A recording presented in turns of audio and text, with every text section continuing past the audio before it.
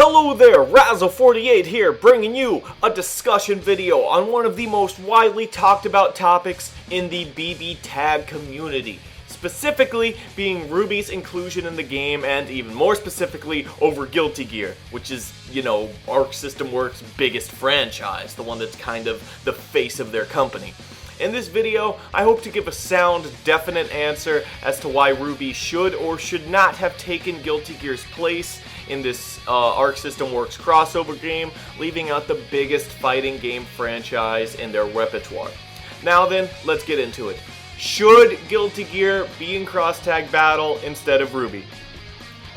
Yeah, I'm just gonna come out front with it right now and just say it up front, no, it shouldn't. Let's go back to when Cross Tag Battle was first announced. I unfortunately did not capture my initial reaction to the game's reveal on video, but I assure you that up until the point that RWBY got revealed, I was saying, "What?" in probably the most excited and loudest voice ever, over and over, and I won't lie to you, at the time, RWBY actually lessened my hype for the game. At the time the game was revealed, I was only extensively educated on the worlds of Blazblue and Persona, having only played Under Night in the form of EX Late before, with, no story mode, and not being familiar with it at all. RWBY was something that I had tried to stay away from as much as possible. You all know the feeling when everyone is saying that some anime is one of the greatest things ever, but you see absolute zero appeal in it.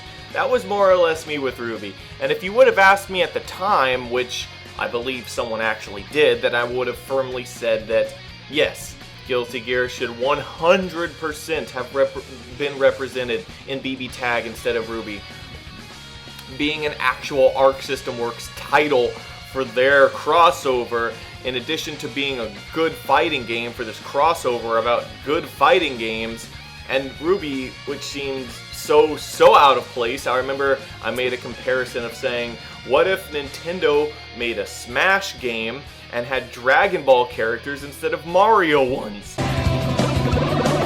Yikes! That's what RWBY being included in BB Tag over Guilty Gear felt like.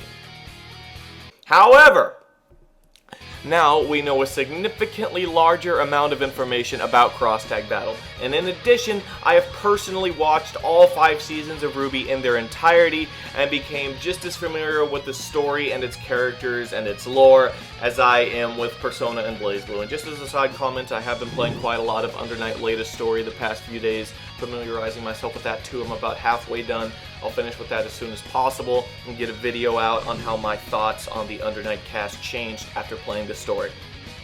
But in any case, looking at it with all the knowledge we know about the game today, I am confident in saying that RWBY should in fact be represented in the game instead of Guilty Gear. And here's why.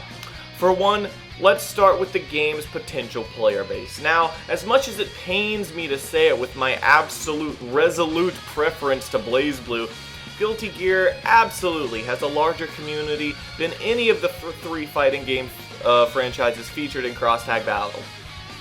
However, the majority of these players are members of what I call the Arxis Faithful, and fervent players of both Blazblue and Guilty Gear. The Guilty Gear and Blazblue communities dabble in each other's games quite a bit, being similar as the 2 headline franchises of their developer. And they're obviously 2 games of the same genre. They're comparable in many ways as anime fighters, even if the style has branched off in separate directions. The point I'm trying to make here is that Guilty Gear's inclusion wouldn't bring that many new players into BB Tag's player base who wouldn't have bought the game already to begin with. The other 3 franchises are different in this regard, as Blazblue draws in Arc System Works fighting game players, Under Night draws in French-bred fighting game players, as few as they may be, and Persona draws in JRPG players. And Guilty Gear players very often overlap with at least one of these communities. The number of players who played Guilty Gear exclusively who would be drawn into Blazblue Cross Tag Battle from just the inclusion of Guilty Gear wouldn't be very high, honestly. RWBY, on the other hand, is a completely different story. This is a franchise that's never been associated with fighting games before in its history, and let's face it, the RWBY fan base is undoubtedly larger than any of the three other franchises in BB Tag or Guilty Gear.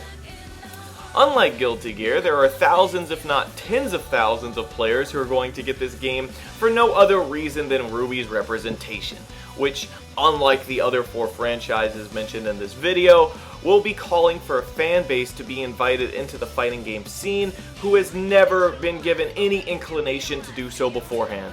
This will bring tons of new players into the game's community and player base, which will be very healthy for both the game and for Arc System Works as a company as a whole. Unlike Guilty Gear, which would for the most part be overselling the game to an audience who are mostly planning on getting it anyway, RWBY's inclusion over Guilty Gear was a wise move that will drastically increase the number of copies of the game purchased, as well as the player base size growing drastically, extending the game's appeal to a brand new huge audience. Now, let's talk about the roster. Any fighting game is both sold and defined by its characters. Now, you won't catch me dead saying that RWBY's characters are better than Guilty Gear's, but I think that RWBY's are more healthy for the game, for a couple of reasons, without even, not taking into consideration just how sick the RWBY characters are for fighting game adaptation. The first reason is the prospect of brand new characters. Each time one of the other 3 franchises in Blazblue Cross Tag Battle had moved on to the next title in its franchise, it introduced at least 4 brand new characters to the roster. Central Fiction introduced Naoto, Hibiki, Nine, and Izanami. Persona 4 Arena Ultimax introduced Yukari, Junpei, Kin, Rise, Sho, Minazaki, all that good stuff. And Under Night Latest introduced Phonon, I think. Maybe Phonon was in some arcade edition. But anyway, it also introduced Mika, Enkidu, and Wagner. Blazblue Cross Tag Battle is, as the name suggests, a crossover game, so the introduction of brand new characters kind of goes against the premise the game is trying to present in the first place. It is, however, in a very unique position, because other fighting games, such as Marvel vs. Capcom and Super Smash Bros., pulled characters from franchises that were not fighting games to begin with, such as Dante from a hack and slasher, Wesker from a survival horror game, or characters like Mario and Sonic from traditional side-scrollers. Blazblue Cross Tag Battle has a very different and fresh appeal from those games, as instead of adapting characters into a fighting game who have never known such a genre before, they're combining together a bunch of characters already present within the genre. And while that's a fantastic appeal and makes for a great standpoint from which to sell the game, it doesn't really allow for any brand new characters or fighting styles to be introduced in the game. Now, I will give Arc System Works credit. The Blazblue Cross Tag Battle system is completely revamping each character introduced into it, so they're all going to feel like new characters. But the introduction of brand new characters that we've never seen before has been a long-standing selling point of new entries in a fighting game series, and one of the sources of hype and excitement for the game's initial release. Guilty Gear's inclusion in the game wouldn't provide that, and it would end up as a roster 100% composed of characters that we've played in fighting games before. While the characters are being rebuilt from the ground up, which again is very commendable on the team of developers, to be completely redesigning these 36 characters as opposed to just the minor updates of giving them a new move or two, or simply adjusting frame data that's usually common when going from one Blazblue to the next, there wouldn't be any of that charm to be had in getting excited for and exploring a brand new fighting game character. I know Arc System Works has a tradition and may pull one character out of nowhere to be an unlockable for beating story mode like it has been doing with its games recently, but that pales in comparison to the multitude of new characters that each of these 3 fighting game franchises in Blazblue Cross Tag Battle introduce in each of their new installments. RWBY's inclusion fixes this problem. It gives us 4 brand new exciting characters to be called the newcomers for Blazblue Cross Tag Battle that gives it the same wealth of new character content that each new installment of the other franchises have, in addition to the significant amount of changes being made to the old characters. And that leads me to my second point about the roster, being its size. 40 characters is a great number, way more than I thought we were going to get in the full game, but if Guilty Gear was included over RWBY, I may have been inclined to say that even that grand number of 40 is still too small. Guilty Gear has a vast number of characters who, being already fighting game characters with iconic moves and history throughout its game's installments, would warrant a representation on the roster equaling the size of Persona or Under Night.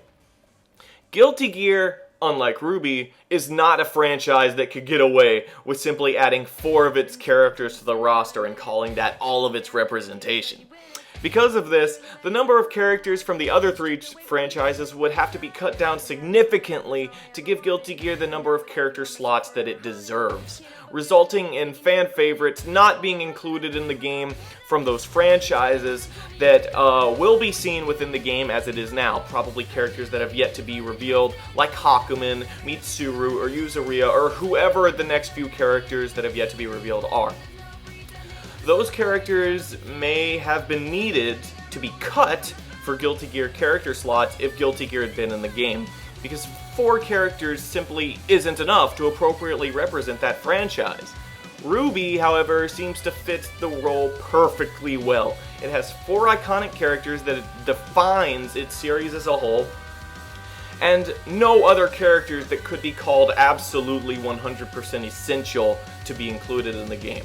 To accurately illustrate this point a bit better, let's compare it to Persona. Persona couldn't fill the role that RWBY is doing because it has at least 7 or 8 iconic characters that its inclusion absolutely demands be represented. To have the investigation team missing members, with the possible exception of Rise, would simply be inexcusable.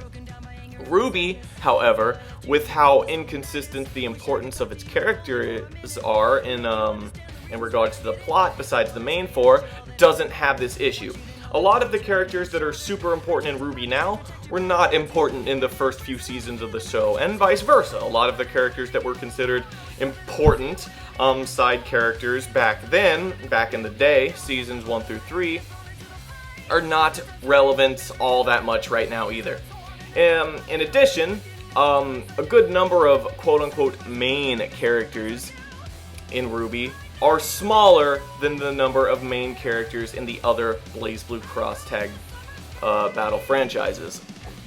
This is true for Guilty Gear as well. RWBY is great because it fits well with its low number of character slots, which is convenient for the developers, who, because of this, won't have to develop 7 or 8 brand new characters for the game all at once. It's also convenient for the fans, who, with the 4th franchise in the game needing so little representation, can see a lot more of their fan favorites get into the game from the other 3 franchises, such as the previously stated potential of Hakumen, Mitsuru, Yuzuriya, just for example.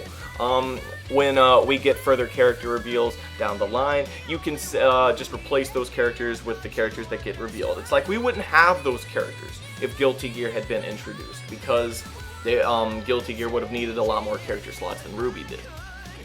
But now let's talk about the third main point that I'm trying to make.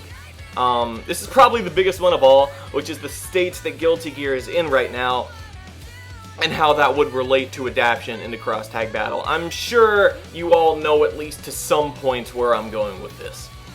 Guilty Gear has long since transitioned into an era of 3D models that couldn't be used for cross tag. They just couldn't. While some think that this is no problem because many of the characters do have old sprites in the older Guilty Gear games, those sprites themselves can be kind of a problem. I mean, don't get me wrong, the concept of Soul Bad Guy and cross tag, sure, why not? That sounds like a great idea. However, that one character is about where the potential for this idea stops. For one thing, the last Guilty Gear game that used sprites was several games ago, several years ago. The past 3 Guilty Gear games, Sign, Revelator, and Rev 2, have used 3D models. This was back in the era before both game patching and online play existed, which obviously caused some sporadic balancing issues.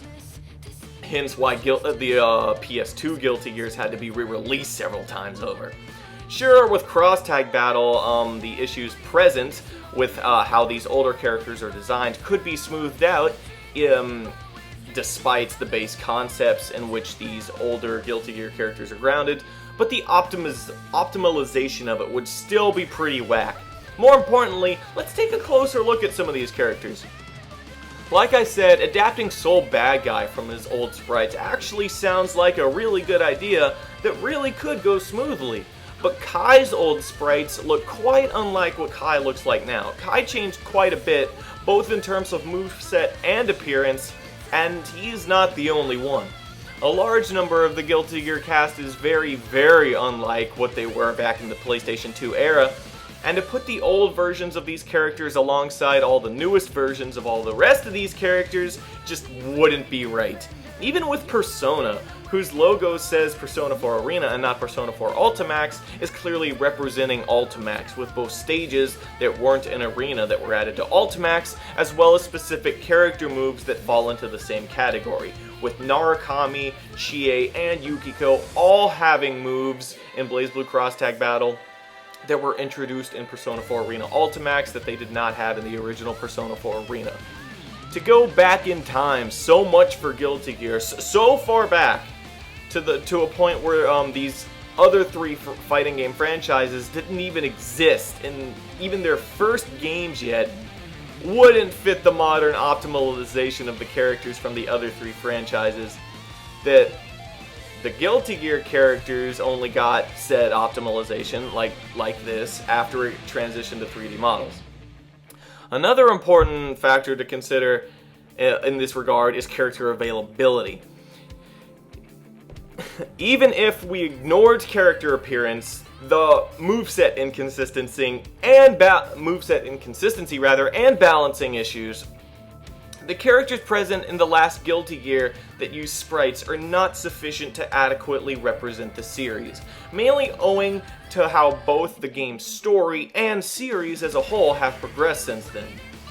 The story is the more obvious point. Accent Core R, I think, is the last Guilty Gear that used sprites. Correct me if I'm wrong in the comments.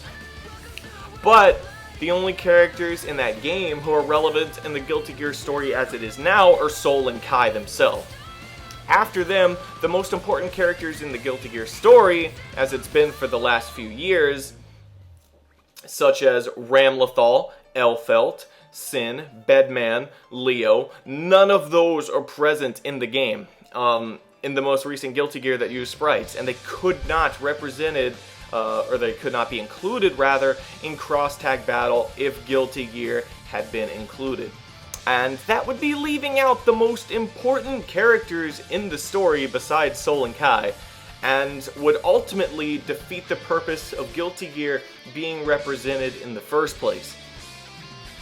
However, story is not the only factor to consider in this regard. It's also important to note the state of the overall current roster of Guilty Gear. In particular, that several of the characters present in R, or whatever the heck it was called, such as Testament, ABBA, and RWBY, were dropped from the roster entirely during the transition to the modern era of Guilty Gear, which means a good chunk of the available roster to choose from in regards to characters who have available sprites for Guilty Gear are simply irrelevant to the game and its franchise as it is now, and has been for the past several years. One could make the argument that it could be R that was represented as Guilty Gear at that point in time in Cross Tag Battle, but at that point you're representing an irrelevant, outdated game amongst these other franchises that are all being showcased in their modern installments, both in terms of story and roster. And that would be beyond the point of out of place. That would just be like so out of place to have R represented amongst latest Ultimax and Central Fiction. But that's about all the points that I wanted to make. Don't get me wrong, I love Guilty Gear. In fact, Elfelt, a Guilty Gear character, is my favorite fighting game character of all time.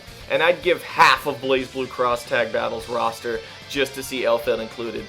But the game just isn't, but Guilty Gear just isn't in any position to be a part of Cross Tag Battle as it is now, from any perspective.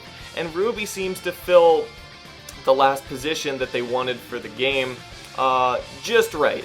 Both only needing to include 4 characters, these 4 characters being all new characters to a fighting game. It appeals to a huge audience. People keep talking to this day about wanting to see a Guilty Gear versus Blazblue game, but honestly, I don't care anymore. As far as I'm concerned, Blazblue Cross Tag Battle tops that concept by a long shot. Guilty Gear's games have moved on, branched out, and have been doing their own thing as of late, and I think that's great. But it's just to a point where this kind of position is neither appropriate nor practical to be included in Cross Tag.